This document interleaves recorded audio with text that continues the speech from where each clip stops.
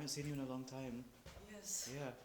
I have, I think I had chess match last Yeah. Wednesday and yeah. then this Thursday, so that's why I can't, It's okay. I can't make it. Yeah. I was ill last week, so I wasn't there when you were there. Yes. Yeah. It's okay. How are you? You A said lot you're better a little now. bit. A lot better. Yes. Really, what happened? Is it like a cold or? Cold. Yeah. Not good. Like I was coughing all the time, like 24/7 pretty much. I couldn't sleep properly because I was coughing so much. I came in for like the first 10 minutes of chess. I had no energy whatsoever and decided, you know what? You shouldn't. You should have some proper rest. Yeah. But I'm a lot better now. Right. Yeah. Kind of sad that there's no one else here though. Here too? No. I'm about to grab myself some water upstairs. That's fine. So Yeah. I come back. That's okay. Will it be people don't know? Can you send Instagram or anything? We've already got it on our story. I'll send it on WhatsApp group. I'll send it on the WhatsApp group as well. Right. I'm about to grab myself some water.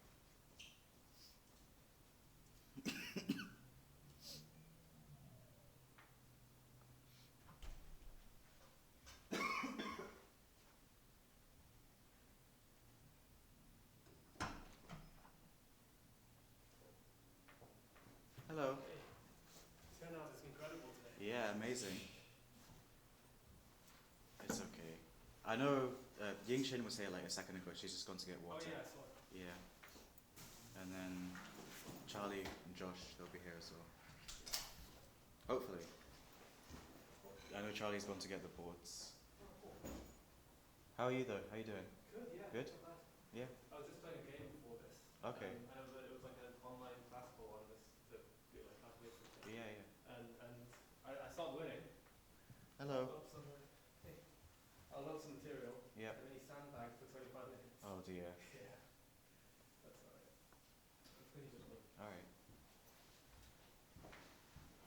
Yeah, we've got amazing turnout today. It's okay. People have got reading week this week as well. Some people have got it next week. So Mine's next week. next week, yeah. So as expected. So today's a bit lighter, to be honest. I was expecting this, so we weren't doing like heavy content, I suppose.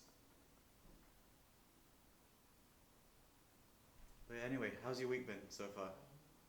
Good? Yeah? Any memorable moments? I accidentally bought a real hazmat suit. Nice. Amazing. Fair enough. You can wear that to Halloween then. That was the plan. Yeah. I didn't mean to buy a real one. Uh-huh. Just like I didn't realize they were like actual real hazmat suits. Yeah. On Amazon, so. You bought one anyway, yeah. Fair enough. But yeah, today we're like carrying on with what we talked about last time. Hello. Hello. Hello. Hello. Ying Shen has gone to get water, and the other guy that was here, I forgot his name, he's gone to the toilet. So, That's it. Right. not the greatest turnout, but it's okay. People have got reading week this week, people have got it next week, so as expected. The content's a bit lighter, because I knew this would happen. Famous game announcers. Yeah. Who are we looking at? It's your choice. I can pick a game to look at. Well, yeah, that's what, like, everyone's picking their own games. Okay. So I can pick up. Any game. There's an announced game I love. Yeah. I love. Hello again. Hello again.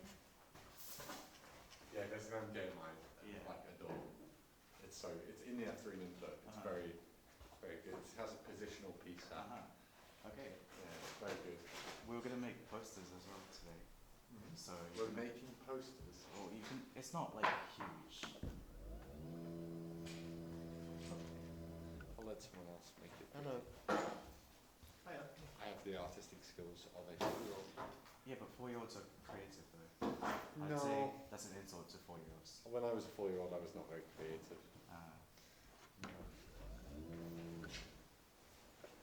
I feel like this is all we're gonna have today, so we may as well get started. It's 4 minutes late anyway, so. Yeah, you guys might as well like come to one table. We're not gonna get anybody else. But anyway, hello everyone. Welcome back to Intermediate and Advanced Chess.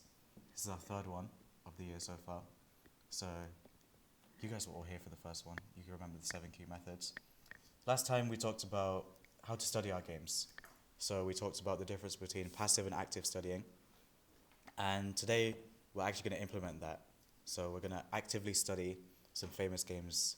And I was telling you before that today we're talking about famous game analysis. So you guys get to pick your own games, like your own famous games that you want to analyze. And essentially we're going to make like a small poster at the end to like demonstrate the game. So after today, you should be able to know and understand famous chess games. So yeah, pretty much. We need to figure out how to analyze these games without a computer. So building on our intuition rather than just looking at the computer and being like, oh, F3 is the best move. I'll play that, but you're not going to play that in the next turn, in the next game. And we're going to get into the thought process of higher rated players.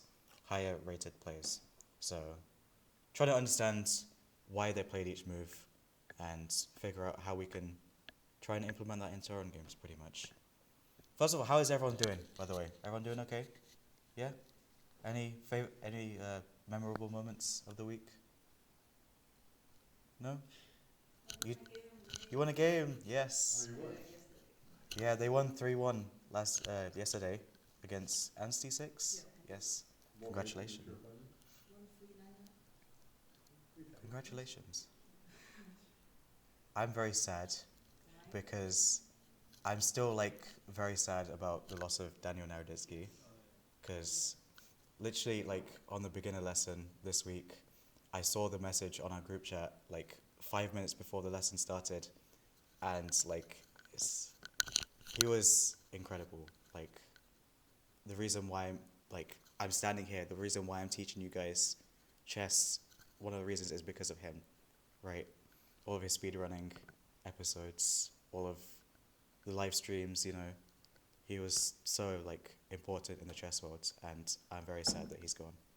But in his spirit, we're going to continue today. He would have loved teaching chess, right? That was his job. That was what he loved. And so we're going to do that, right? We're going to look at some famous games. If it loads. So, as you all remember, I love splitting these sessions into 2 halves or 3 thirds, right? Today's 2 halves. First half, we're going to talk about how we analyze games without a computer.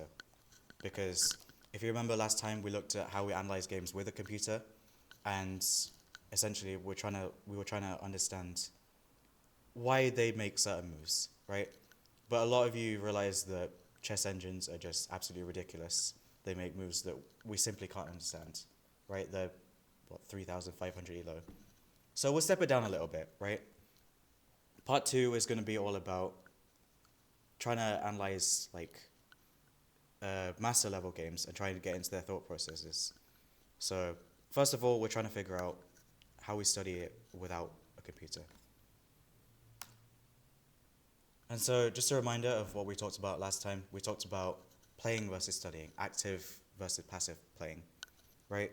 And that's because a lot of people, they just play the game, right? They play their games and they'll be like, oh, I won, great, or I lost, damn. And then they just move on to the next game, right? We never take the time to sit down and study chess. And so, right, studying is an active process. You guys remember this. So analyzing your games is essentially going over each move, trying to figure out what went wrong, what I did well, and essentially, hopefully improving your chess for the next game. And so I want to figure out how we analyze without a computer, because when you guys did the session 2 weeks ago, you might have looked at a computer and realized, what is this, right? How did the computer get this move? And so what I was saying before with like analyzing without a computer, it's basically a good way of developing your intuition, right? Because in a normal game, you're not going to have an engine in front of you, hopefully, right? You're not cheating.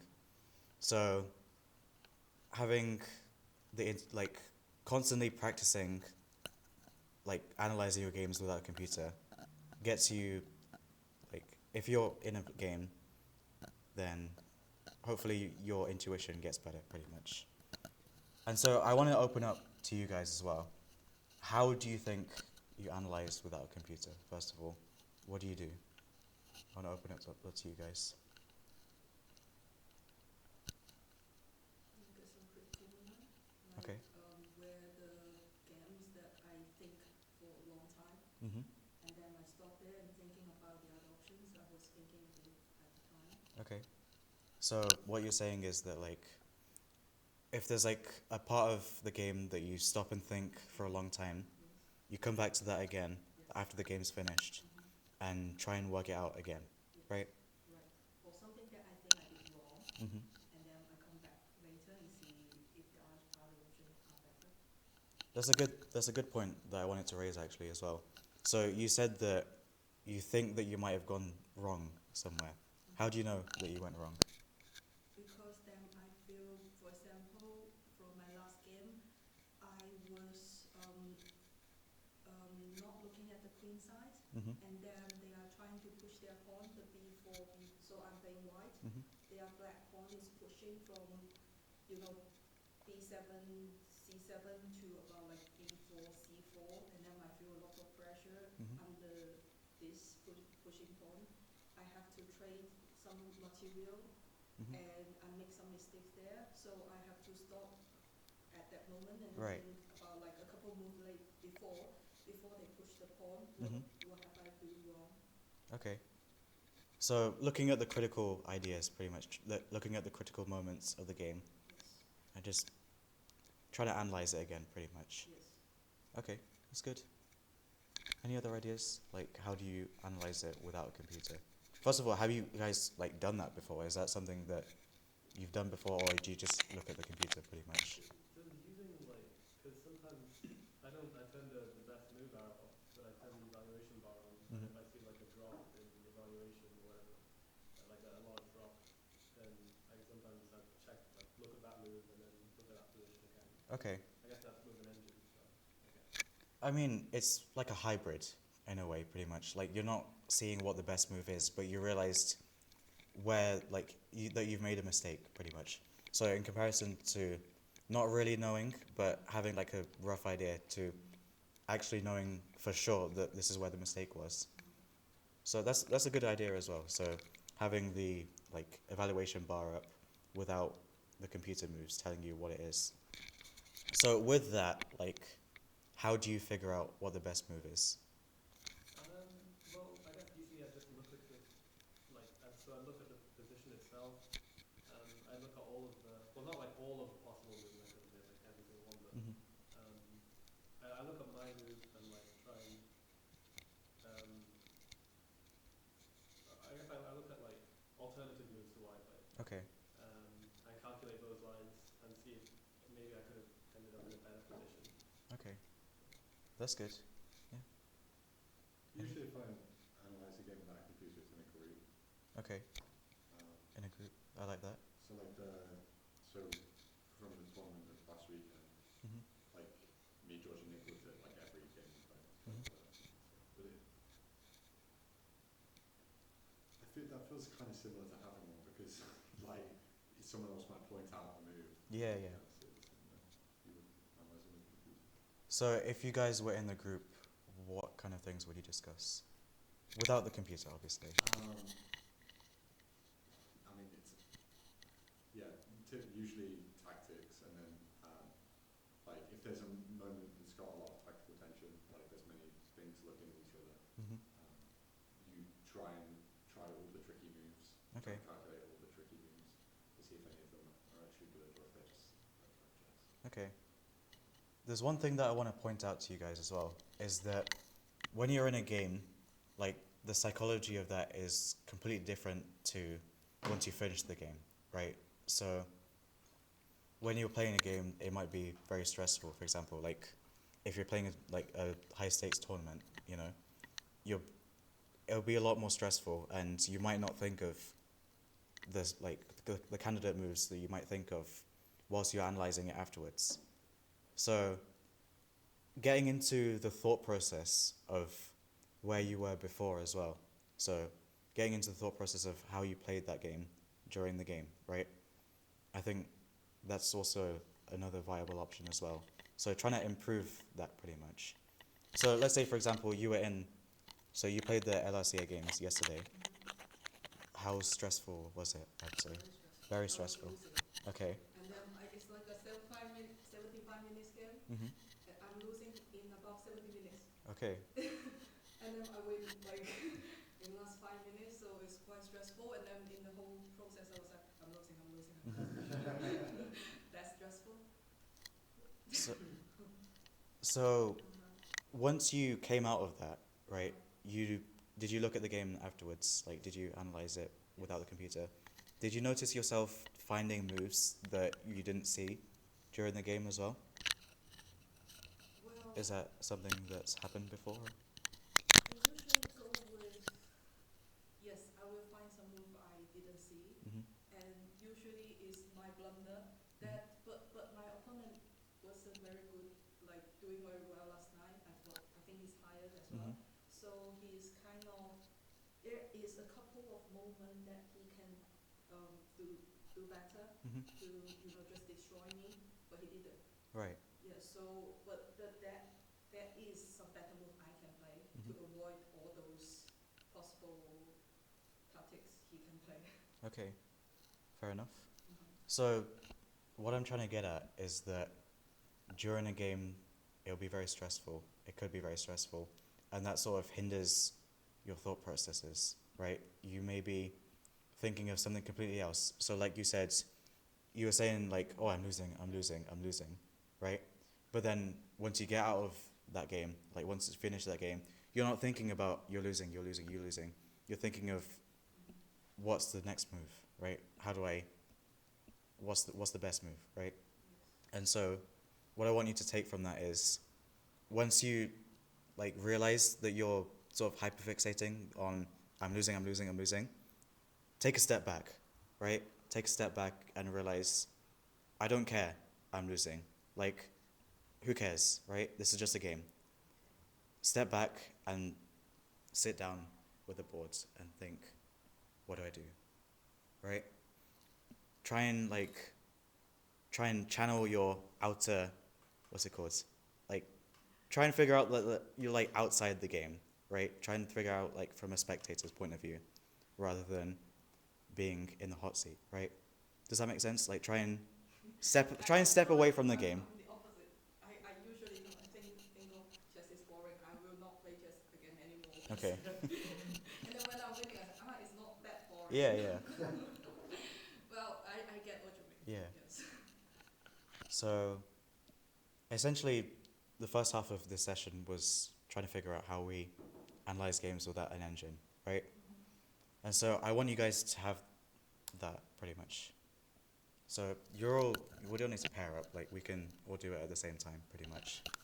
And I want you guys to pick a game, like any game that any of you have played, and try and analyze it without the computer and see how it goes. Like, try and figure out where it's difficult, like try and figure out what the critical ideas are pretty much without the computer. So you guys can pick a game, like any game that you've played, and sort of discuss it pretty much. Have you got the classical game? It's very humiliating. I was No, you like, won. How did you win? but okay, yeah. What was the open? London, Maybe Never mind. But I played really bad, like in the opening, because I wasn't. Because you were playing the London. No, because I wasn't really thinking. I was so tired yesterday. Yeah. I'm not having proper sleep. Sometimes when I'm not having proper sleep, I just go for London because it's easier. It could be boring, but also the black can't find a way to attack you effectively, if it makes sense. Yeah. Yeah. So and I feel tired all the time, so I play London all the time. That's the reason. Oh, you pick a game. No, you could be your London. Really? Yeah. They have problem with my London. Fine, it's okay.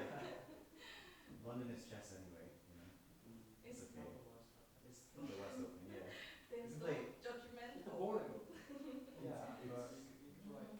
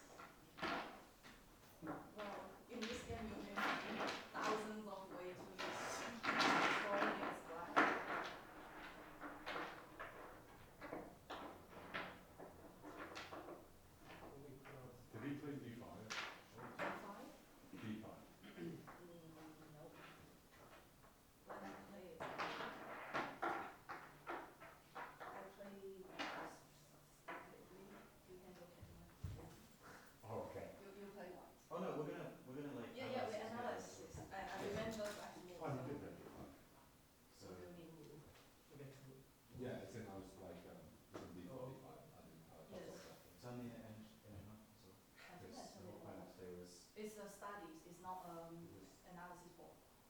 Oh, okay. So you can just click the, you know, Oh, okay. Yeah. still they have the. They still have So it kind of has. I'm pretty sure you kind of can. have It says best read is C4, so we trust in the engine. I can I think turn you off turn the, it off in. yes, turn off the, You should be able to. yes. Turn it off. Okay. Okay. So D4, D4, D5. D5, bishop here, And I think we do knight here. knight here. It's like something's like your soul's left your body. Yeah. As soon as you see Is bishop it there. bishop? No, Knight, no, bishop. Pawn Pawn here. here. Let's stop here for a second. Right. I think this one is a very slow one, and then I should have to take bishop here to avoid bishop here. Yes. But I'm not thinking properly. I was like, just not thinking. Remember that. And then I waste lots of time, but not thinking. Yeah. Yes. So Mhm. not only are we analysing it from white's perspective as well, And black. we're focusing on black's This perspective one as is well. definitely black, not a mistake. Yeah, because it doesn't do anything. It's, I showed this position, like this move, Mhm. to the beginner lesson, Oh. and they're all like, it's a terrible move. It doesn't control the center, right? Yeah. So beginners know about it as well. This guy has played quite a bad move. I think a better move should be here to try and do. That's the aggressive way. Mhm. What's the point of the move you played before? To block the bishop from I think so. So Okay. this, Maybe. I'm assuming. to block this. Mhm. But the thing is, even if the bishop does go here, he just No, That's so bad. it's That's that's bad. Yeah. But Let's go yeah, with just goes here. yeah, Yeah. but the A6 does stop you from, so it forces you to play London. A6 locks you into London because you can't go into the Jababa. Right. Because Jababa would be The knight next goes- move, the knight would go here. Yeah. So Maybe that, your that opponent- whole line is dead. Right. So maybe your opponent loves playing London so much he's willing to give you it. I think maybe he just didn't know what was going on because Or maybe he was so used to get checkmate in here. Sometimes I would do Yeah. the same thing. I hate finding where if I do this, you know. yeah, right, Okay. So knight here. Let's Because stop there I for a wasn't- second as well. Because I wasn't thinking. I wasn't thinking properly. I think I should have to do this yes. instead of this. It is because the knight is not going anywhere. Yeah. So you said you weren't thinking, but regardless of how tired you are, everybody Very, thinks. very tired. Everybody thinks. What was the thought process Yeah. behind that you did? What did you want to do? I don't know. The thing is, I don't know what I'm gonna do. I think that they want to do this so they can develop this. Mhm. So I probably should have go queens here, attacking this. But usually I don't want to keep my queen in queen side. I wanted to have some more like aggressive attacking the king side. Mhm. So I think okay maybe develop the knight first. I think it's like one of those moves where it's like, oh, I'm tired, you know, maybe I'm not thinking about the game properly. Let me just develop a piece. Yeah, Okay. that is my I do that a thinking lot. process. Fair enough. You will see the whole game is like I don't want to think. Mhm. Not game. But that is so. So I was like -6, -8 before the entire game. Did they push it? Yes. Bishop there. And we can Control. knight here. Mhm. So that's fine. Because obviously it Yeah, controls that's the center. still okay, but Yeah, it's not yeah. very good. Completely fine. Pawn here. I think I come here. I should be come here maybe. I think you can be more aggressive. Yes, and but I was thinking because I don't like to do d4 c4 thing in general Mhm. because I'm so easy to get checkmate from here. Right. I So- think here it's very good because you're transitioning them Oh, to also, that. I was thinking this one. If I do this, I'll probably do this. Does the queen check? No, it's- we're just doing it like Yeah, that. but no, you can.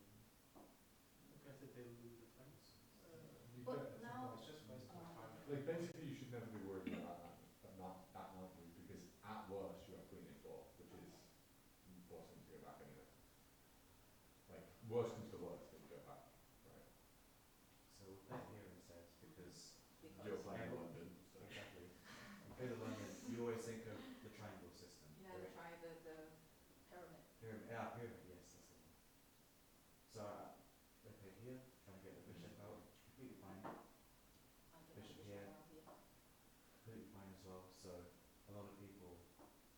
don't move the knight out, like bring it here. But since you play here, this is a lot better because this comes out from this way. So completely fine. Still completely fine, and then my blunder. I'm trying to figure out where. Ah, Are you okay. getting the knight in? Yes. So this is critical move. Yes. This is what I was looking for. I think What was the thought process? Obviously, you said you were tired, but I was tired. what was the fragmented thought process? The I- tired thought process. What was going on? I'm just thinking maybe I can do some sort of attack from here because I jump my knight here and then I do something like this, for example. Or Or maybe like trying to like trade pieces of it. I think I so. don't know why, but like.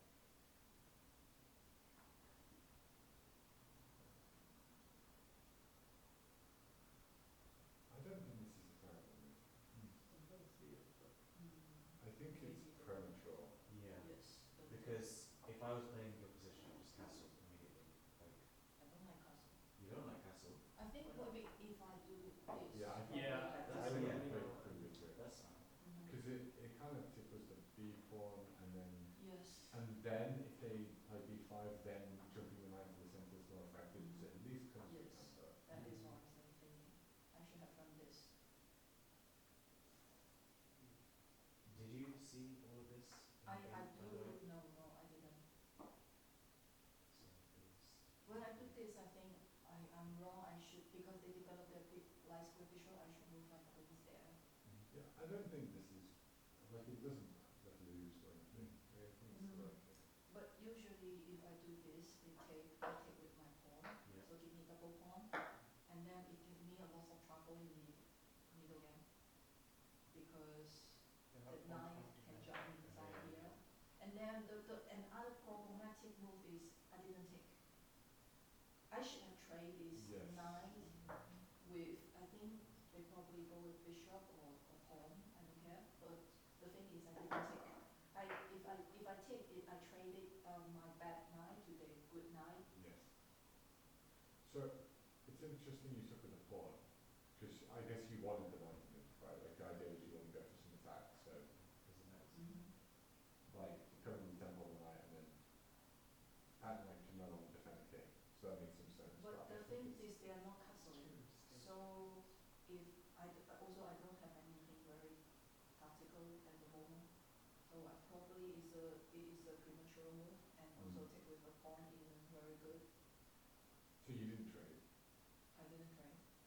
So what happened Jump. was they traded, sort of pawn, they went forwards, But then like and the knight went here. Yes. So which idea here? Do you want to defend 94 and then play F3 or something? Yes. Okay. What with it? How long did you spend on this Super sequence? long. Super long. So where did it start from then? Like where did you first start thinking? Start Was it- thinking. As in like start the long thought process. Not that I saw you, sorry. That's not what I meant. Sorry. It's okay. I know what you mean. Sorry, My English is not very good, so I know I know what you mean. Like Mhm. when did the long thought process start? That's what I was trying to get at.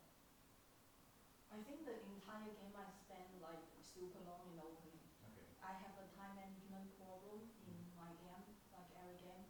My opponent have like 30 minutes left. Right. I have 4 minutes. Okay. So that is the entire game. Why you look like this? I just think she doesn't like the way you play chess. That's the London. I just think, surely if you play in London, it's the same moves every game. You can't spend all your time. Well, Oh no, you shouldn't. This about like, you feel tired by doing nothing. I don't hate your idea. The problem is like maybe C5. Is that what The you- thing is, I'm not organizing anything effective, like any effective attack. Yeah, but That is something that I don't like to you manage. can, like, you're kind of fighting for the centre at the moment. So your idea is fine. The problem is C5. Like, if he didn't have a C pawn, I think I Yes, like they the do move. this. Oh, they played C6. 66. I don't like that. Still, I think I should have put my queen Well, I think here you can continue with your plan. You played the 94. So Oh, yeah, castle, okay. are you fine? I think. It's just like, Really? And Really? Nah. Still completely fine. no, I think it's like, it's just slowly. And then I start my long thinking in stupid moves. Super stupid moves. do you play Queen B3 here or not? Queen Queen C1. here. I think the problem with Queen C1 is it's very passive. It doesn't solve the problem, right? I don't want another double pawn. I think that is the But you get the H file. A file. A file. So if you go here, trades. And then It's I double get- pawn, so the door's open. Yeah, but I get another double pawn, the analyze is here, and then it is very easy to be attacked. I think if you looked at this with a computer, it would like the double pawns. And I think that your idea of the knight d4 is now good because it's going to come into something like you can play f3 and then you can play e4 and you can undouble those pawns. And this double pawn has never really that much of an issue. You can sacrifice it if you want to. Like having a file is pretty big, especially before these castles, because there's going to be all kinds of tactics. And it also means that once you play knight d4, he can then push the b pawn, which I think was he said was a problem with later in the game, right? Because everything hangs pushes the b pawn, like the c pawn and the a pawn, c pawn would be hanging if you had it. Knight on d4. I'm a little bit conscious of the time because this was supposed to be a 10-minute activity. It's now gone into a bit longer than that, but I want you guys to try and I want to go one by one, and we didn't look at this game in depth. We didn't go through it at all, but if there's one thing that you all learn from this game so far, if there's one thing that you all learn from this game so far, what is it? Start with you. Playing morning is not the other. Okay, completely fair, you know? True. Oh, it's not. I thought this was a tournament game. It This- is Oh, kind of a league match. Oh. The league games are late. Oh, really? Yes, Yeah, it's but- about starts at 7:30. Oh. And then it's classical chess. So. Oh. Yeah. Yeah. Fair enough. So, play in the morning. Play in the morning, good That's one. fine. Yes. Play Is in the morning. In the morning? Oh, you can't copy here, come on. Maybe don't work too hard in the morning. No. Okay, that's similar though. Original thought, you know? Original thought, that is Don't not work. original. Don't worry. Based on this game. Based on this game, I think probably play more actively and don't afraid of queen trade. I'm kind of avoiding queen trade and knight trade because I know my queen accuracy and knight accuracy is higher than my rook accuracy. Okay. So I'm avoiding rook and game. Every single game I play, I kind of wanted it to end before queen trade. Yes, I've seen your games. Never play endgame. Never play endgame. Yes. I get that. And my endgame practice is very, my. I think that's good, but I think in that case you needed to bring the queen out sooner to prevent that. You know what I mean? I think My queen is not very active. once For the you entire game, you can check. But don't judge. So, thinking back to what we talked about 2 weeks ago as well, you noticed that your endgames were not very good, right, as you said yourself. Yes.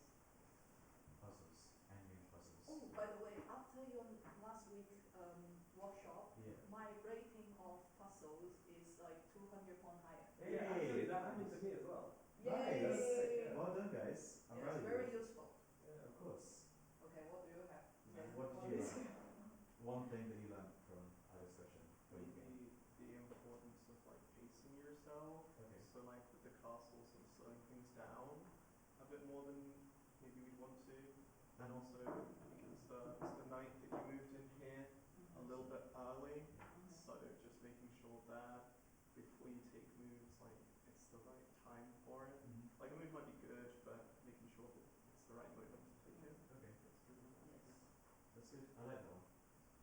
Also, Yeah. make sure you're rested up before you get Yes, exactly. Play in the morning. Play in the morning. well, I think you killed him. Yes, I will win the game. But the game is but How did you turn it around? How did you get that? because there is a move. It's I'm actually my evaluation bar is -2 2, -3, -4, -5, -6, -8, Oh god. and then he do something wrong, Mm. and then I'm +2.6. That's You know what what I I did? did. Where I went.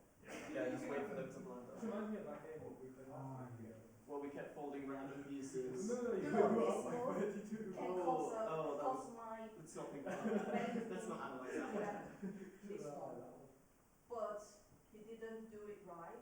So the proper move from him is rook to c2, and then I can't do Is it anything threatened but to me? resign. We'll look at this afterwards. Yes. So I'm a little bit conscious of time. Yeah, yeah, sure. How about yourself? What one thing that you like from this game? Play the Scotch game. Play the Scotch game? Play the Yeah. Scotch game. Stop looking. What Okay. is it? It's what is it? E4, E4, E5, E5. knight to F3, and then knight to C6, Uh-huh. and then you play D4. Okay, I don't think. It's No London anymore. So no one. Next time I play London, you can judge me. Or if you want to play London, then learn the Okay. learn the system, so it's easier. You can spend less time in the opening Mhm. because you have preparation. Okay. Josh? I think don't make automatic moves in the opening. Like you play a bunch of normal London moves, Mhm. and you should consider them all. Like all the moves you play, you should have looked at for sure. Mhm. But I think, like you have to consider what the next move your opponent's doing. So for example, like bishop d3 would solve a lot of problems, Yeah. like stuff like that. Like just changing move order to stop them getting right or something. Mhm. Okay. I like that. Mm. I shall get back to teaching stuff. I think you crushed them, so. But You did several. Although, what it is we did also- have, I can just imagine like with a computer analysis thing, and it's just like a sine wave kind of. No, Maybe it- even just a. No, it's like this and this. So that was very productive, guys. Well done. You all said something that you can learn from that game. We'll move on to part 2 of today's session. So, first of all, what do you notice about analyzing without a computer versus with a computer? What was difficult about it? Sorry, what did you say? More fun without. More fun without it. Okay. What was like fun about it? I guess. What made you think it was fun? I feel like Hello. How you doing, man? I'll just like half of that. It's okay. I guess without, because you're in a group sort of all taking part together, Mhm. whereas with the computer you're sort of just like looking at what it says and being like, oh yeah, okay, I can see that. And Okay. then kind of moving on to the next one. Fair enough. It's like not as deep. I don't know. Okay. I like that. Yeah, because group settings, it's a lot more interactive. That's good. Yeah, I like that. Any other thoughts? I guess if I'm looking at the computer, I'll just like try and figure out what the best move is, and then yeah, that's good. I'll remember to do that Mhm. next time. I won't remember to do it next time. Just like, So yeah, that's what we were talking about last time as well. So active studying. So looking at what the computer says, but trying to infer why it says that as well, right? Because think of the computer to have like some kind of thought process as well, right? Try and figure out what that is and why it's suggesting those moves. So yeah, I also find computer like some move like A4, Yeah. A5. Uh-huh. Yeah, something that you don't understand why, Mhm. but it also is not very not natural when Yeah. you play it. It's some move you never play. Mhm. And then sometimes I look into the best move, I was like, this is the move I will never play. Yeah, yeah. Like sometimes you look at the best move and then you realize, oh, like after you go maybe 10 moves down the line, that's Mhm. what the computer's seen, maybe like 15 or something, I don't know, and you're somehow in a better position. Yeah, yeah. no, this stuff that should just end league with like the cheating systems. It's obviously yeah. It is, I guess. It is. So we'll move on to part 2, where we're gonna analyze some master games. He's already got one in mind as well, so whatever you guys think, it's not happening. It's what he's thinking of anyway. Cool. It's okay. So remember, I was talking about thought processes before. So the difference between in an actual game, so like all the stress that like impacts your thought processes compared to looking at it afterwards. And so a good example of trying to refine your thought process during a chess game is to look at master games, right? Is to look at their games and try and figure out what they were thinking of during each game. So Grandmasters are the best players in the world, obviously. That's why they have the title, you know. So looking at their games and trying to dig deeper into why they played each moves sort of allows you to realize that maybe I can play those moves as well, you know. They're always making these really good moves. They might have a certain thought process of why they make the moves. If I try and figure that out, maybe I can make those moves as well, you know? And it gives you that little bit of confidence as well, that you're also able to do it as well, you know? And so the whole point of the second section of today is to try and start that digging process, try and figure out what that key to a good thought process is during a chess game. So obviously, like we said before, don't play in the evening, play in the morning when like you're not tired, right? So we'll start with that first of all. And I wanted to talk about this before as well, because as we said before, like chess engines, they play like ridiculous moves. So like you said, a4, a5. And the best players in the world, they always looking to be even better as well. And what's better than a grandmaster? An engine, right? And so Magnus Carlsen, the best player in the world, right? He has often talked about AlphaZero, which is like one of the best chess engines in the world, and how he tries to learn from it as well. So if you've seen some of his games in the last like couple of years, you might have noticed that his attacking style has like improved significantly as well. So he plays some crazy like a4, a5 moves that you were talking about as well, and like pushes the pawns on the edge of the board, and somehow like right at the end of the game it becomes so useful, right? And like he said publicly that he's seen AlphaZero do that, and he's implemented it into his own games, and it's done really well, right? So what's stopping us from looking at Grandmaster games or in like IM games or any like master level games, trying to figure out what their thought process is, right? And trying to implement those into our own games. Obviously we won't be able to emulate all of their moves, right? Because it'll take us a long time, like a dedication that's unheard of to become Grandmaster. Like, I guarantee you, like none of us, maybe one, I don't know, you probably, I don't know. But, like, we can try, you know? We can try and figure out their thought processes. And that's what today's like second session is all about. And so, how do we go about doing this, right? I talked before about active studying, so actively engaging in those games. And a really nice thing about like pre-2000 Grandmasters is that they would write down everything, like all of their moves, and they would annotate their thought processes. So there's some like free resources out there. There's like a chess textbook of Capablanca where he's like annotated a couple of his games.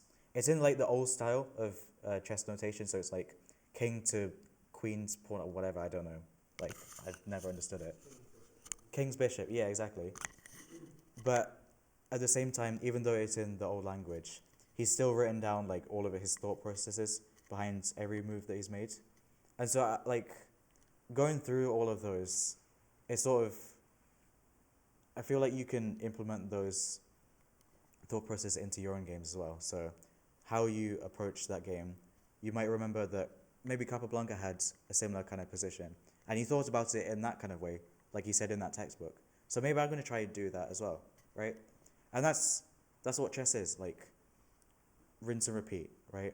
Try something, it doesn't work out, try it again, and look at how other people have tried it, how they approach different positions, and trying to figure out what the thought process is, right? But of course, like, as I said before, there's like only a handful of those resources out there. You got to pay for most of them, like courses that like, they're kind of expensive these days. But nowadays, you've got people making YouTube videos. So Hikaru, for example, like every kind of tournament that he does, he makes a recap of it and explains really nicely of why he made certain moves, what his opponent did wrong, and so and so. And so, I like an excellent series was Daniel Naroditsky's speedrun. may he rest in peace, as I said before. Again, he was like incredible with like his explanations of his different thought processes, and essentially the whole point of those is that we don't watch them, but we engage with them, like we actively engage with it. And so I want to open up to you guys as well. Instead of just watching those YouTube videos, how might we actively learn from it, right? What do you guys think? If you when you see the position on the board, you pause the video before they make the move and try and think and calculate the move yourself. Okay. That might be the best way to make it. So when he reaches a position, like pause it, think about what you might think of the answer is. Okay. Like sometimes in his treatments, I know his treatments would give you a few seconds to pause and Mhm. like that. I like that. Okay. Any other ideas?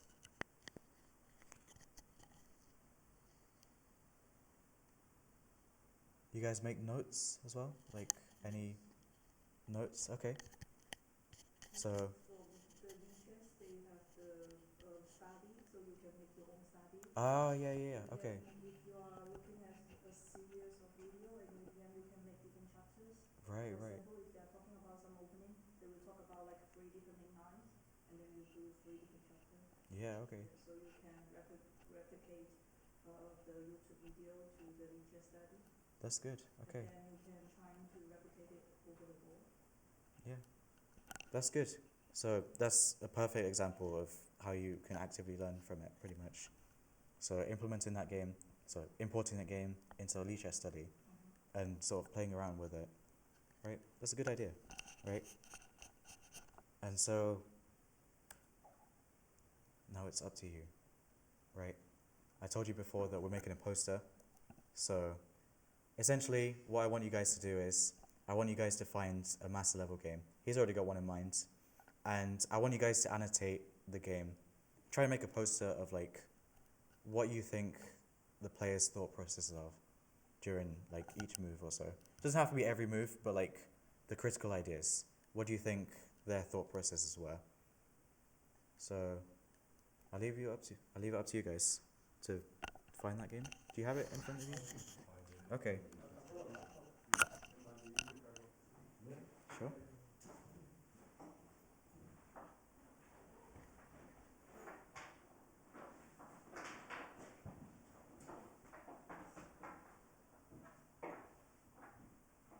Who wants to be in charge of making the poster as well? No, thank you. No? Yours is better than mine.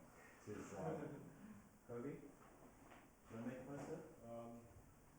Not really. You arrived late, so you have to. Yeah. You get it. Right. Here you go. It doesn't have to be pretty, it's okay. This is going up on the wall. It's on the Instagram page as well. Oh yeah, we can do that, yeah, we can put it on there. No pressure.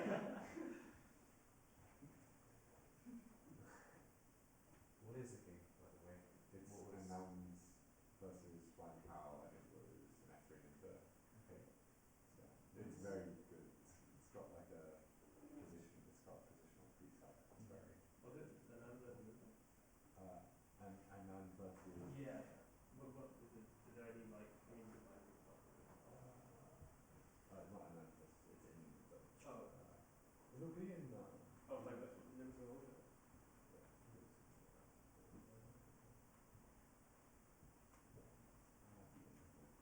Should be accurate.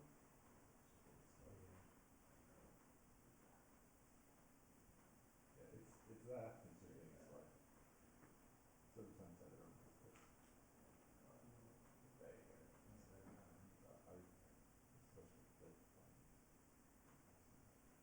Are you just gonna replicate the Yeah, I think. Okay, so.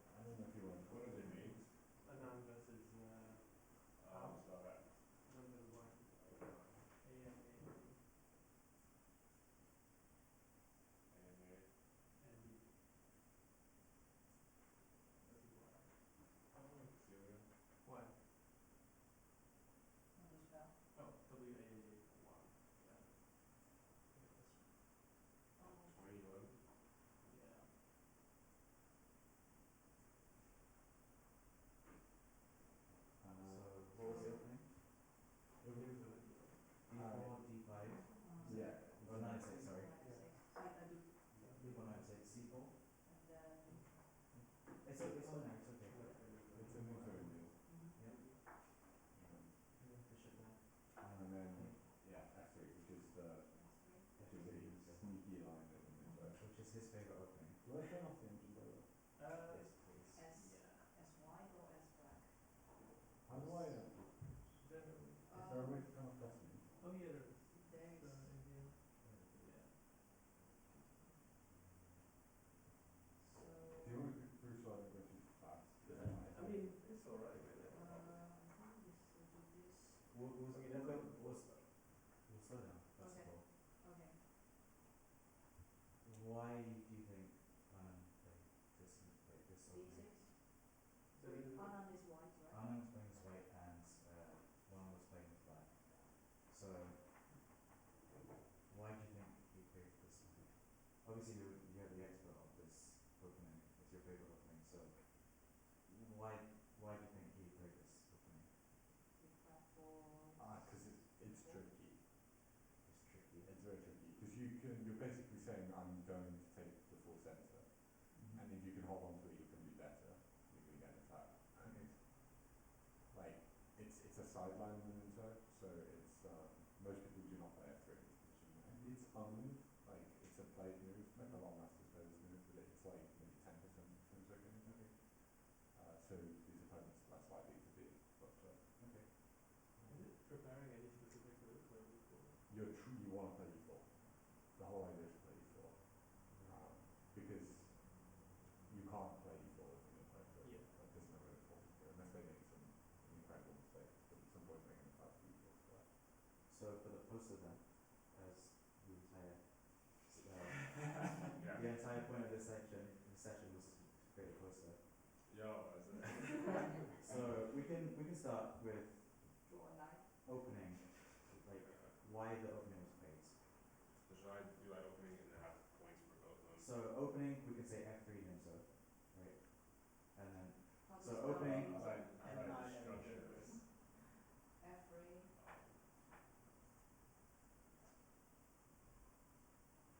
opening is colon F3 Nimso,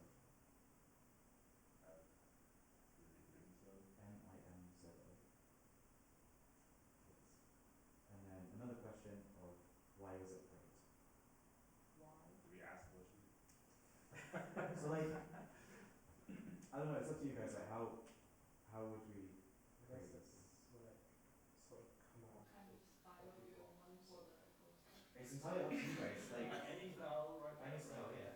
It doesn't have to be like pretty, it's just Manga style? Should You draw can a draw two miniature. different hands. yeah, you could do like manga, yeah. 4 hours maybe. Yeah. Joking. Whatever you want. I didn't draw. I guess you can like draw an arrow out of the opening thing. And Yeah, it's like a like, mind map kind of. yeah, like a mind map, yeah. Your mind map, the easiest way. What's for the first arrow? So why was it played? And we ask questions. Yeah. So you said Why? that it was Why? tricky. Yeah. So Tricky. If black doesn't know what he's doing, the white's going to get the full centre, and it's going to have a big attack. okay. So what's the counter attack to that? Is it just black trying to defend E4? So if white doesn't know what you're doing. That's what happens in most games when I Oh, play. sorry, but black doesn't know. GMs don't allow this line at all. So there's a point that will happen in like 2 moves where the most natural move is not to back around because it's very hard to fight the E4 square. Yeah. You have to. So black's idea is to allow E4 but make it not leaning.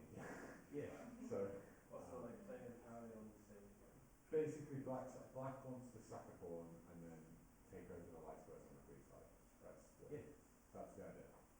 Or that's the idea of the line that black outlays. You can play like d5 and then ed when you trade, but it's harder.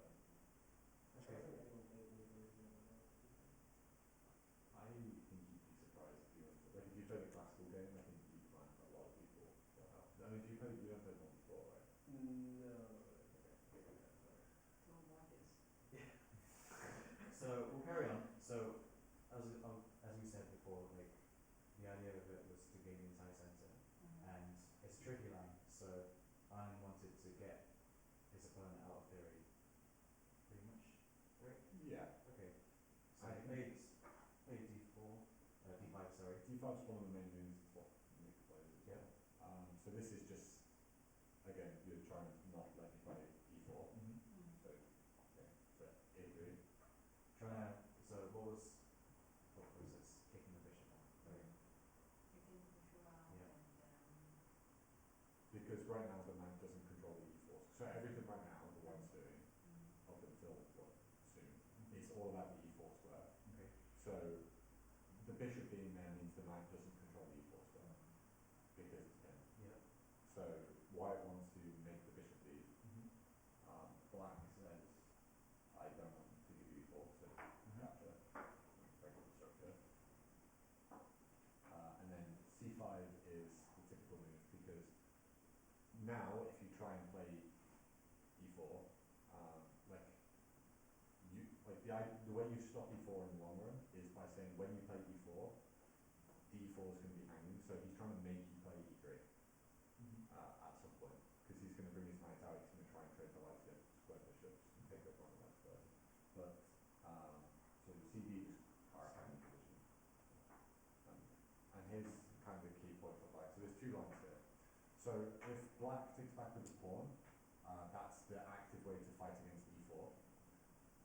And that's fine. But the lines get very tricky. So I imagine Rankau really doesn't want to play that against the knight because it's an ant, and he's probably got more prep in the tricky lines. So this is the positional line. So knight takes is fine. Obviously it allows e4, but more to the problem is a free pawn now. Yeah. So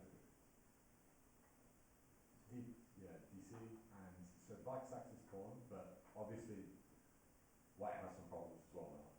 So the white's light squares suck, Yeah. and the pawns all split up. So he looks really easy with that. So queen a5 does that.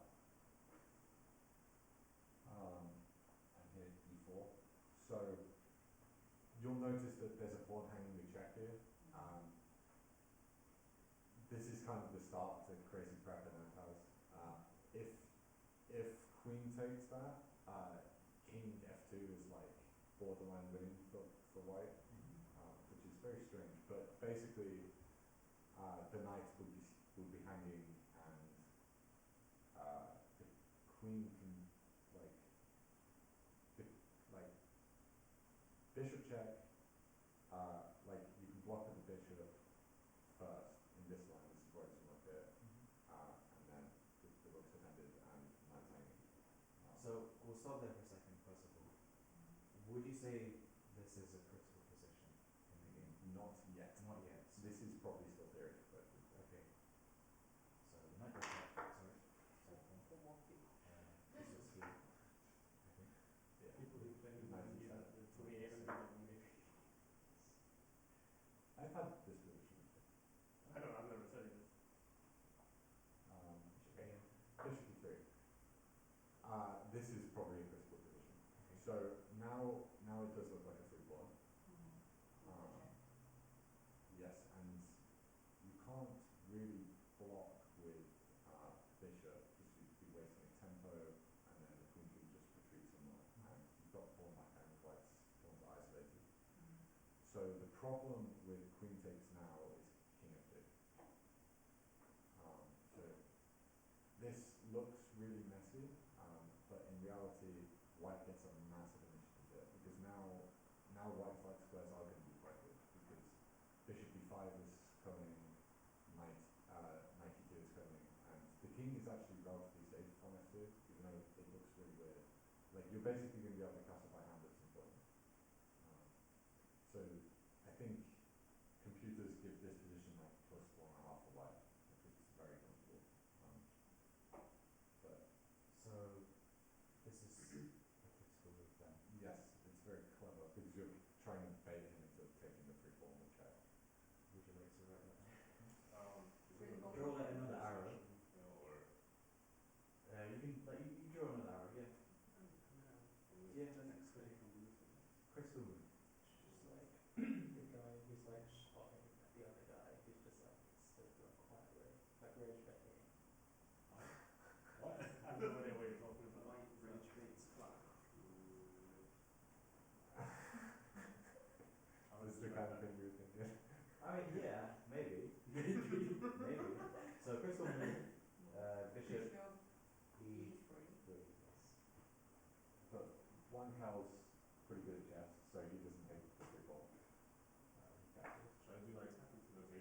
Yeah, that's fine. Did you take it comes like, Bishop e3 was we've got relying, queen takes pawn, and then king f2, There's and no then gates. 1.5 for white. That feels like an engine, kind of one of those engine moves, which is like, you push the a5 to win 10 moves later. Yes, it's basically, Like, this is theory though, right?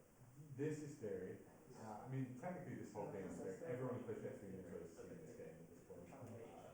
So like, because basically Black's not in a rush. Like he doesn't need to waste the tempo to take these pawns. These pawns are weak. Yeah. He'll win them back at some point. He'll win the pawn back at some point if he needs to. And what Black's big advantage is, and the reason he gave away the pawn in the first point, is the light squares on the queen side are terrible for Black. So, like after king f2, white gets all his pieces out really easily. Like it looks an unorthodox way to get your pieces out, but you're actually pretty happy. If it works, it Your works. king's like perfectly safe. There's like Black's pieces are all undeveloped. Yeah. So your king's very happy on it too. Like the diagonal that would normally be a problem, you've got above square bishop, like no way. So it's never really an issue. So, taking a step back, for the poster as well, if you could explain in one sentence why this is a critical move, what would it be? Because white's sacking back the pawn for activity. Like that's the idea. White sacrifices the pawn. Like the The c3 Yeah. pawn. Yeah, it's a similar idea.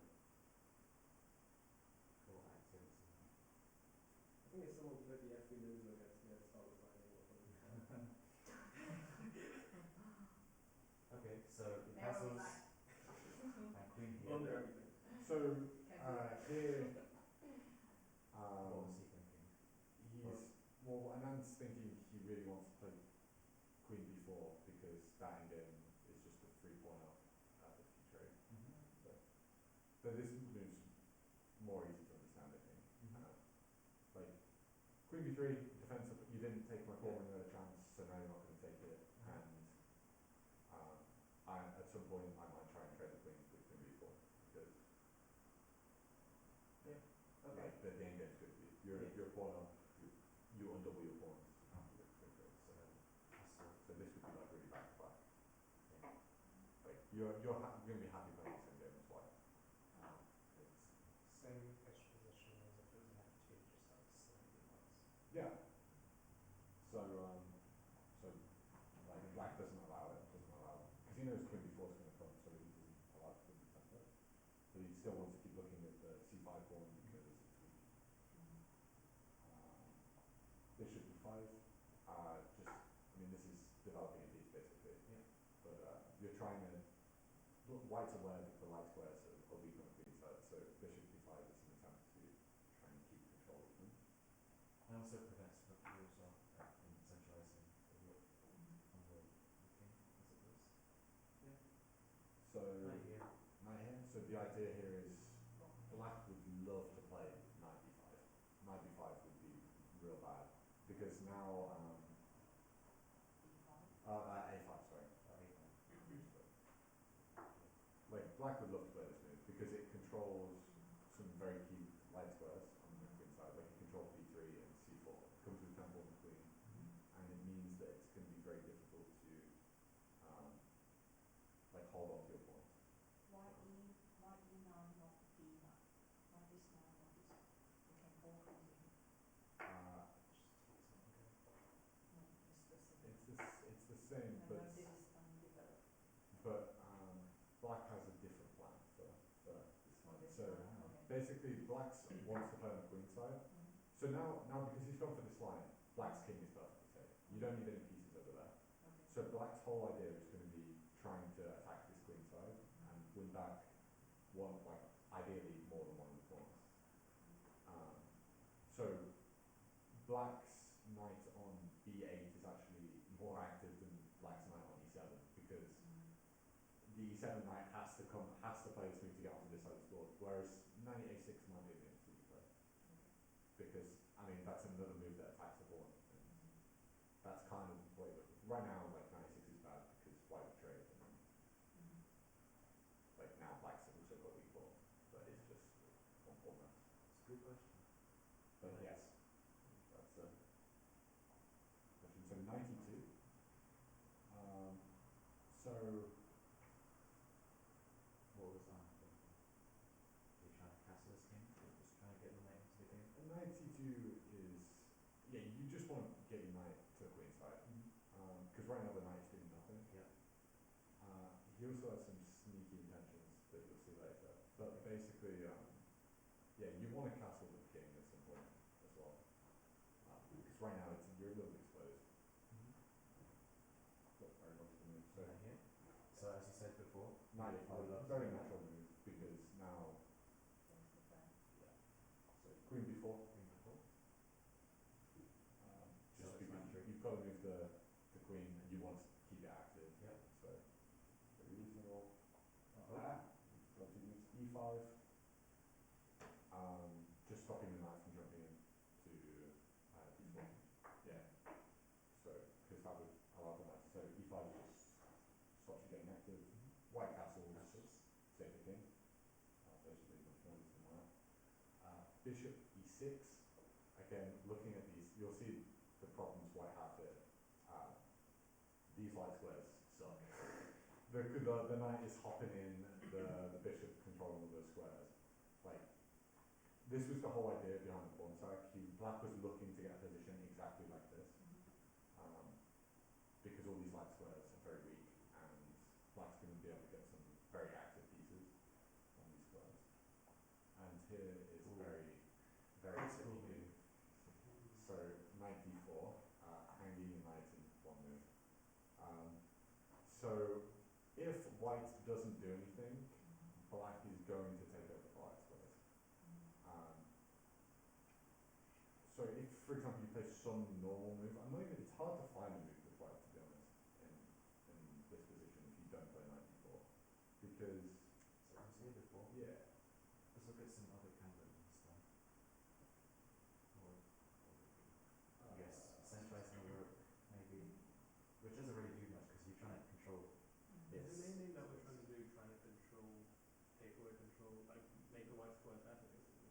we were desperately trying to hold on to our light squares so that we can lose all our queenside pawns. Yeah, the only other way would be to almost sacrifice that entire area, which is not a good idea. So, Why Yeah, is actually not a good idea. why is Queen it side. needed? so yeah, you just don't have many moves here. Like, black is going to play knight c6, and then, like, if you don't do anything, so the other knight c6, where's your queen going? Yeah. Yeah, no. Ooh. That traps a queen. Yeah. So you have some real problems on these light squares because you don't control any of them. All your pawns are on dark squares. Your light square bishop is the only piece that really controls these squares. Your knight's out of the game. Your bishop is out of the game. Basically. Your rooks can't control the light squares because they sit behind your pawns. Like, this is the other problem with this pawn structure. The light squares that are in front of the pawns can't be controlled by the rooks. And so you've got one minor piece really that can control these squares. So white plays knight d4 because this does control some of these squares. Because if you don't do anything, then I can maybe play c6. I can maybe bring my knight round and control some of the white squares because it's controlling b3 here already, which is kind of one of the key squares. So black kind of has to take, because otherwise black's now given up the advantage of having this broken structure in the first place. So black takes. So just stepping back again for the poster again. Okay. What's the Nine notation? D, nine D4, N, capital D4. If you could explain in one sentence. This is a brilliant sack. Yes, it's a Yeah. brilliant position. Chess.com is brilliant. Love So, Ooh, yes. Two exclamation so points. without this move, like if you play any other move in this position for white, it's like -1.5 for black. Like your light squares are really weak. It's like a must play. Yes. Must play. So this is like, To protect the lights. he sacks a knight to improve the position of the whole board kind of thing. Yeah. But he also gets some very good protected pass pawns here. So like these pawns are very, very strong. Like after the knight. Because you only get one pawn for the knight. It's not like you're sacking out with two pawns. So you have to get something as well. Like controlling the last space alone wouldn't be enough because you're down to piece. That's pretty bad. I was thinking because that's probably Oh, yeah. You can put it next to the exclamation marks. Yeah. So trying to get this into our own games pretty much. We're not that good at chess compared to these guys, these grandmasters. But how do we see moves like this? How do we figure out that this is a good move? Right? Because no normal person is like, I gotta sacrifice my piece. You know? No, like you might think of it later on, like with a lot of thought, you might think of this because this just doesn't seem natural. But how do we break that? Like how do we break? your priorities and all that. Knowing your plan. Yeah. Like have a plan. Love the ring Know sound. about pawn structure. It's a, And then like those side square, that square. that's more sacrifices it's basically not sacrificing that entire side of that for it. So Yeah. I feel like you have to have a real like an understanding of not only I mean I guess like obviously the position but like you have to understand the whole game plan and like controlling the light square so you can find a move like that in the first place. Okay. Which is not something that we do. Because you're realizing you're actively just worse if you don't do it, right? Yeah. So, like, you're already a pawn up, so when you sack the knight for a pawn, it's turned, like, the actual material is 2 pawns for a knight. Yeah. And what, you've got passed pawns in the centre, and they're connected. So, like, you're trying to say that, are you getting effectively 1 point of material in exchange for the new structure? And the new structure goes from being, like, it goes from a terrible structure for white, in terms of all these split pawns, to, like, the best structure you could, like, if you could place your 7 pawns somewhere, like, this might be where you put them. Yeah. So, like, understanding the value of your pawn structure. I also just want to say that it's like 8:15 now. Like if you do want to leave, because like we did say it was until 8, but if you do want to leave, you're more than welcome to. But obviously, no one's gonna kick us out. So if you want to stay as well, like carry on with this, you're more than welcome to. I'm assuming like you're all here because you do want to carry on, but like I can see that you still want to. Sorry, I did just out. I'm so sorry. It's okay. Yeah. Alright. But thanks so much. Of course. Looking forward to seeing this appear on the Instagram. Yeah. Can't wait. Yeah. Have a good one, lads. I'll leave it. You guys don't have to credit me or anything? I'll leave that. Until like half an hour after these ones. That's okay. Alright, thanks guys. Take care, man. Bye. It's nice to see you again. Yeah, I haven't seen you in so long though. You saw me yesterday. Yeah, but like before that. You don't come that often. Yeah, no, You I'll gotta pop come. by, Say Alright. hi. Take care, man. So, 94 takes 6. 94. Yes. Take with the pawn? Yes. Take with the pawn because it fixes your structure. Yeah. And there's some mental structure. So, knight b6 is the move that black is going to play, isn't it? And notably, you might think, oh, I can fork these. The problem with immediately forking them is that Wang Hao realizes that this is pretty bad for him, so he wants you to do that so he can sack the bishop back to the pawn. Like, ideally. The queen hanging. I mean, not hanging, but if you play the. Oh, sorry, yes, in this Yeah. position. So queen c3 Oh, first. okay. Yeah. So queen here Then first. 97, and you can't push pawn because he will sack. So if you play it here for white, it looks like d5 is begging to be played because you're. But what Wang Hao wants to do is sack back to the So, two pawns. here. So here like takes, yeah, pawn takes, knight that. takes, and suddenly, This basically is. Yeah, it's still. and suddenly you're. Yeah, I mean, you're even here, Yeah, but but you've lost 2 points in like Yeah. back where you were like 3 years ago. yeah, it's not the situation you want to do. traditional game. It's like less about It's very tactics good. and very strategic kind of thing. So, obviously Vishy realises he doesn't want to let him sacrifice that, so he plays. Yep. Yeah. And then Which rook? rook A. Yeah. And then bishop back. What's the significance of this?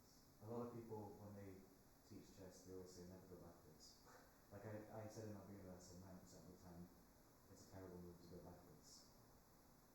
Why did you play it? What was going on in his head?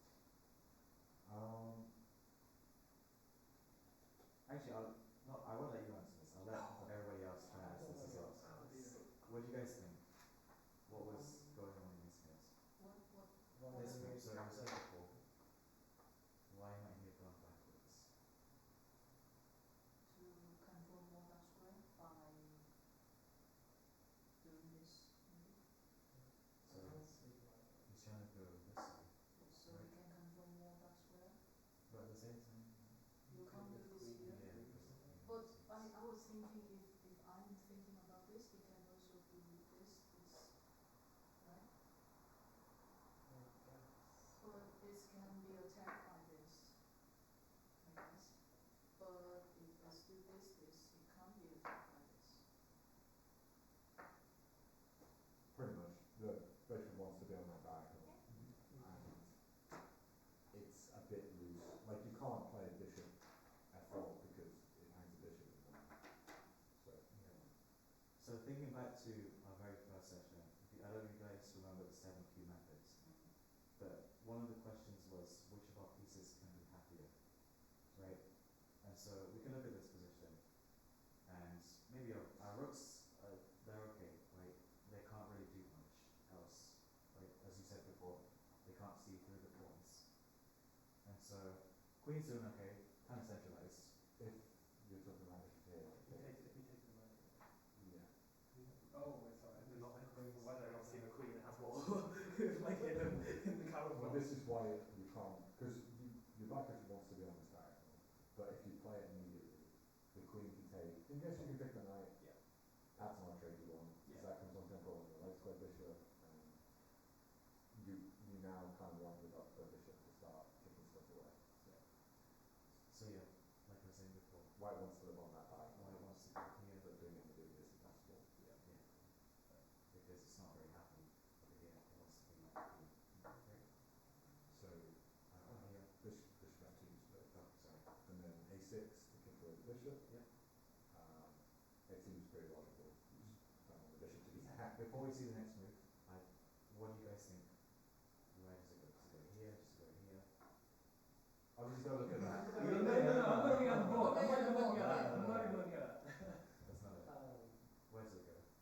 I don't think they want to trade, but they don't want to. I can't go like I can't go here, here and it's anymore. probably a bad idea moving it away from I the would queen do. side, so here. I So here. I might also be bad. I guess I would play that just to control those Yes. squares. Okay. I think That also. diagonal. Yeah. That's four moves down the line, my bishop's trapped in a box. is a bad idea. Yeah. You can't move it like right here because I think that you want to control the diagonal it's currently on. So I think bishop e2, bishop f1 is going to be better. Because the problem with bishop like a4 is e5. Yeah. And you could like It's on the worst you can move again, but like I mean this is just sad. Yeah. So you're still trying to move that and it's yeah. like So I think here I would put bishop e2, bishop f1. I don't know the difference between these two. Well, here firstly I would attack the queen, which is what I did. Like you played bishop g3 first, pre-sequence position. Yeah. And then the queen's here. Queen's here. And now he did play bishop f1. I don't know why that's better than e2. Maybe the e file is going to open up at some point, so you want to be able to play rook e1 and it could be tempo or something. So maybe bishop f1 is better for that reason. Yes, maybe because the rock is is, I think you can, like, obviously bishop d3 is bad, and obviously bishop c4 is bad, Yeah. because one hangs piece and one blocks your own rook, and you want to shove your pawns down board, so you don't want to do that. So it's between, and bishop a4 is bad tactically because of b5. Yeah. Otherwise, that'd be fine. Yeah. But so you're stuck with between e2 and f1.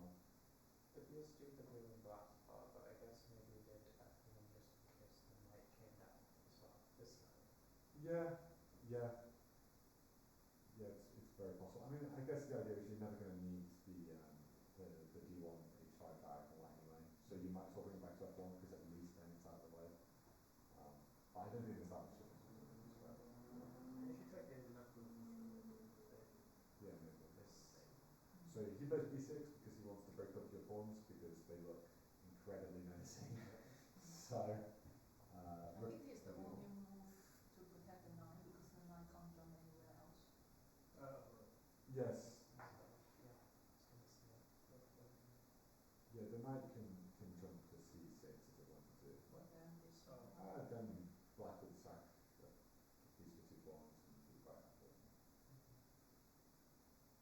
The piece for pawn. Like you're okay losing a piece to black. You're off a piece. So, but okay. Knight d3. protected by the bishop.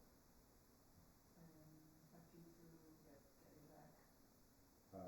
And here we have Another graceful move. a exchange sacrifice, or 2 pieces for a rook. I think that's worth it. Considering what other people Because these two rooks can really move much Where other is way. this pawn here? Is it in A3 or A2? Yeah. So these two rooks couldn't move before, when it was like back here. These two couldn't really move that much. Exactly. Sacrificing this rook is fine because you're being forced to move this rook isn't like that much of a big deal. I think it makes sense from black's point of view going for this because after bishop takes, queen takes, suddenly like maybe you're winning a pawn back in the centre. I'm assuming that's what happens in the game. Yeah. Yeah, it is. D takes. And maybe this is like breaking into the structure a little bit. D5 comes now. So you do get a pawn as well, and it's an important pawn because you can't allow a position like, imagine you have the same position but a pawn on c6. It wouldn't matter if you had more pieces. You're dying. So I think this was kind of a little bit of desperation, like similar to the knight sack before from Anand. This is, I need to sack 2 pieces here because firstly I'm already piece up, so I'm still up in exchange. Yeah. I'm still up in exchange, it's not the end of the world. But if I don't do this, these pawns are going to roll down the board and I'm going to have some problems. So, knight d6, so that d6 doesn't come to tempo. Seems logical. So b6. When it's played, you don't want your knight to be attacked. So, queen d6. Then your queen's in more square, so it's okay. F5, an attempt to break up the pawn structure a little bit more. And then bishop takes. Okay. Queen d7. What left to then? And it stops the queen from being hanging, I guess. Oh yeah, that as well. The queen's got to move somewhere.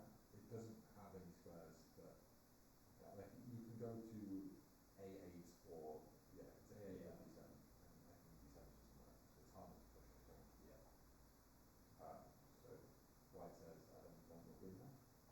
But scoot over to f7.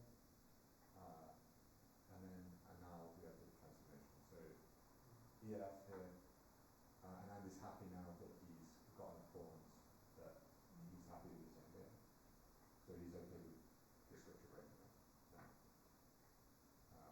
Because white's going to pawn back. And the material count is, I think it's an exchange for 3 pawns, which is a very pleasant endgame to play as white. None of them have one. Yeah. So he's got 3 more pawns, black has an exchange. 3 pawns feels pretty good, especially since 2 of them are passes. negotiate. Now black gets an activity there. And queen moves back because you want to shift the pawn down the board.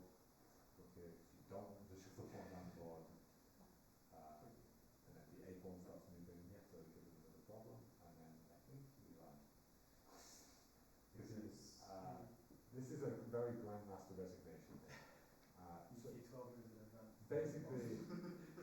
basically you, like, he realizes my knight can't move because as soon as it does, it's getting traded for the bishop. And these pawns are going to keep moving down the board, and there's actually no way to stop them. Like, there's no exchange sack or something you can like sack back to try and break this up. Like, I would never resign in this position. I would kick for so much longer. Yeah. Keep playing until they What do you do think that? about it? Maybe we can make it happen. 60-minute game. 4.1. When are we going to keep rising? Getting a half for the week. No, we're going to like make four. I know what this piece of 4 knights. 4 nights. My opponent once blundered a mate in one by putting his queen directly in front of my pawn, as in like diagonal to my pawn. Oh, In a mate in one. My favourite game I've ever played was one I did really badly on the entire game. I lost pretty much everything. He had like 6 pawns left. So just to like piss me off, he decided I'm just gonna make 4 knights. There is a story. Stalemate? I won. Oh, you won. Nice. No way. If I were him, I won't sleep. If I was him, I'm not making 4 knights. I'm never playing chess again if that happens. He was meant to be co-running the club with me. He just didn't turn up next week. You guys finish? Yeah, pretty much. Like, White's going to shove the 2 past 1 platform. That's it. I love this game so much. Well, this game or chess in general? Both, but this game. Yeah. This game is so cool. Like, I was young. You did so many drawings as well. It's nice. Wait, actually, okay, according to the engine, So bishop e3, you drew a bishop, and the knight d4 with a according knight. to the engine, bishop e2 is It's just it's pawn. losing. It's losing. really? Well, it's not Pawn losing. is a very But good it goes option. from 2.5 to It's 1. fine. Oh, it's I like don't fun. know why. Really? I guess it's because I'll try. I you actually start- have I mean, drawn you've all this, been not with that. right? So there's I guess so, yeah. Too professionalism.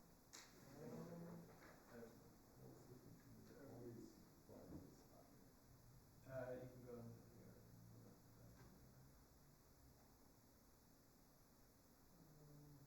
Sorry, how was I from mine? 10 million.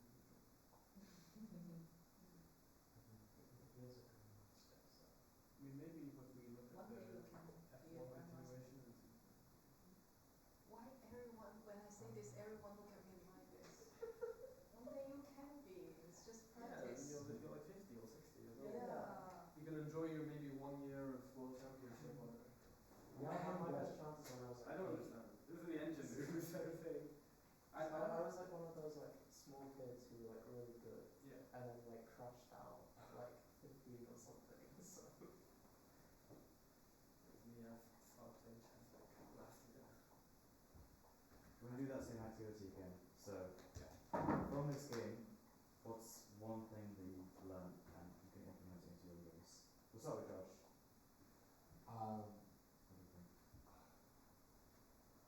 Resign early. I mean, I use this whole game as big. Like, I love this playing into the slide now. Understanding when it's necessary to sacrifice for something that isn't like a tactic.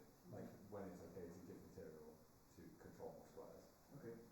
Like that's a big one for me because I never really ever found positional sacks.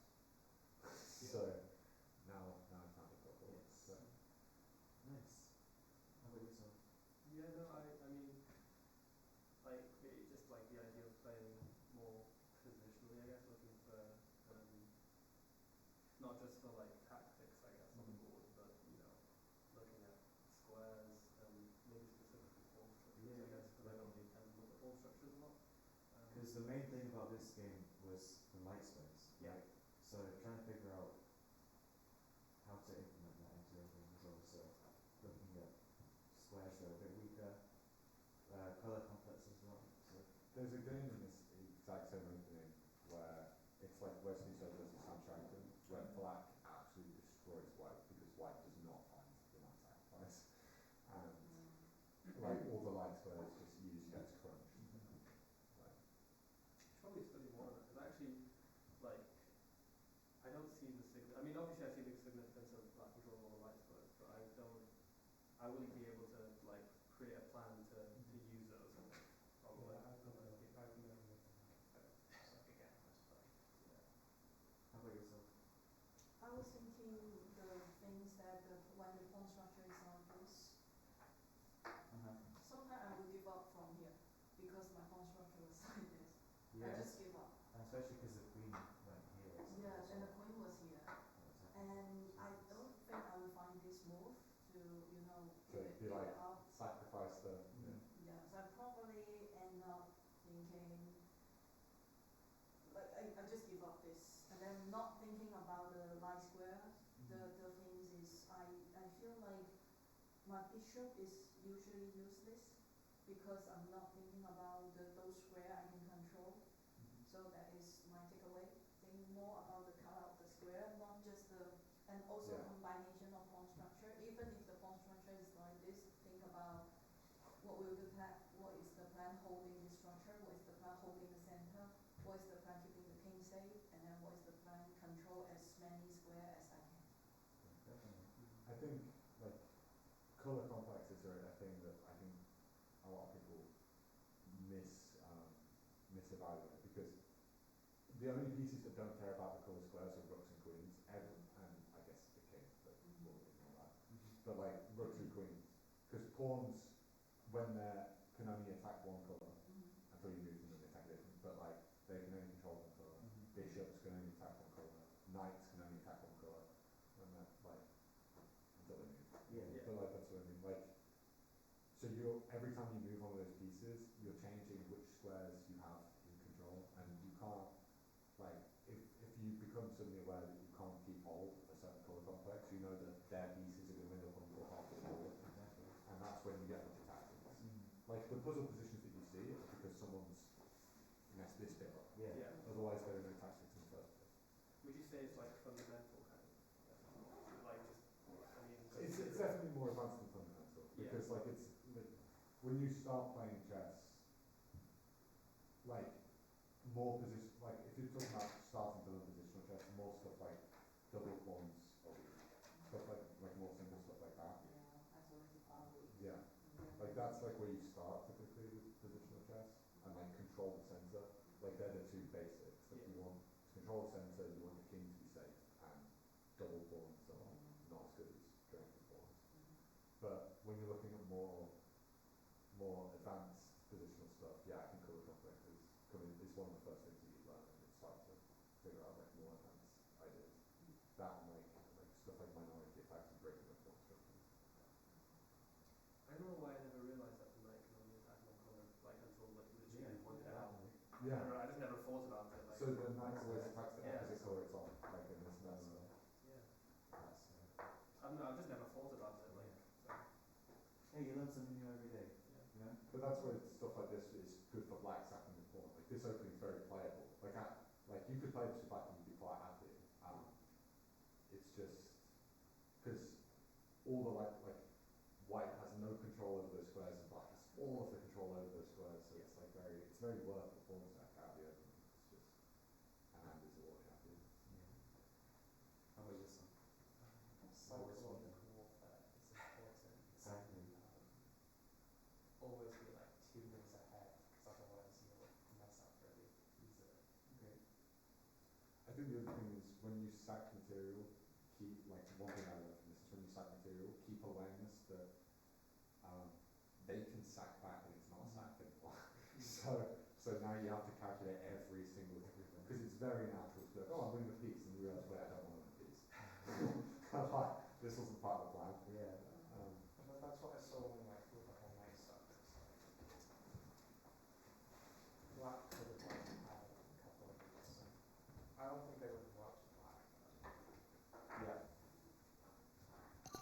But anyway, this is like a final reflection. What do you notice about your own thought processes compared to how a grandmaster might think? Probably, like, I feel like when I'm noticing maybe tactically, like tactics-wise, because I normally my like thought process is either like checks, captain's threats thing, and then I go on to, okay, well, if I don't have any clothes that would stand out to me, then I go into like, how do I make my position better, how would that position work? I think that second part is probably quite lacking. Okay. Yeah. Unless you want to be better at it. Yeah, definitely. Anything else? I think they're very capable of using tactical threats to get better, like, position of it. Like, like, for example, bishop e3 is a tactical move, but it doesn't win any material. No. Like, it actually loses the ball. But, like, bishop e3 is only works because you see all the tactics behind it. But the only thing you get is a slightly better position, like slightly more active pieces. And sometimes that's enough. That's what you need from the tactics. That's good. You can do that like 3 or 4 times and it's worth a piece. But I gotta go, so I'll see you guys. Thank you so much for coming. Next Thursday, maybe, if you guys. yes. Yeah, thank you all for coming. See ya. See ya.